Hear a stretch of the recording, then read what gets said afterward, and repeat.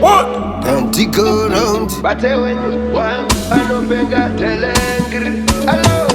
Kwa hindi chori mwana wa bishopu ende shuboto rondoro waka na siroku umwe umwana tampika papa stopu achitova ku workshop kubuda noto buda kana ndasinika asi isu shindo bono tanga ndabika tama kuva nguma kafitiwa nesinika mfesi wangu nika awusidinga sepora rechipeshe usazondinyika iwe wakaimba toki waenda nenyika kana makudiwa kumba musazozvivika uya wakapfika vanodatsika nasi munhu uya nanaini mtara vanorara nanaini ndowanzokubuda nanaini munongopaka muraini ndati nhasi munhu uya nanaini mtara vanorara nanaini ndowanzokubuda nanaini munongopaka muraini ukasandifonera ndekandokupipa ukasazouya ndati ndingatopipa ndakandatotipa mashoko mairi matatu hawangondipa andisipa munouya nanaini tara rinorara nanaini ndowanzokubuda nanaini munongopaka muraini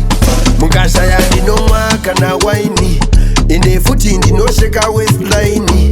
mukaridza tanzu baba imi vibes kateu kana dzenyu imi unofanira kukasika kutabura kuti munhu wese akuda kuchabula sakrishano ndinosiya ndavawauraini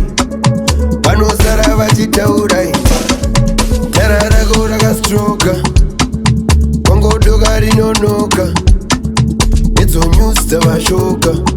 vana vari kukinura ketire valoka nhasi munhu uya nanaini mtara vanorara nanaini ndowanzokubuda nanaini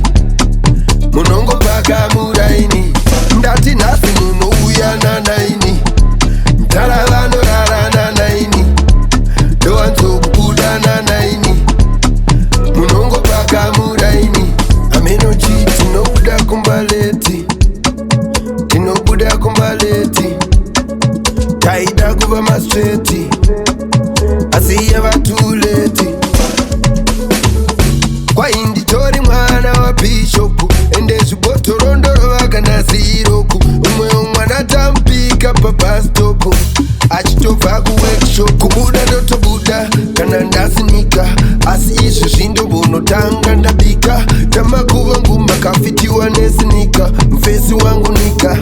hausidinga sebhora rechikweshe usazondinyika iwe wakaimba toki waenda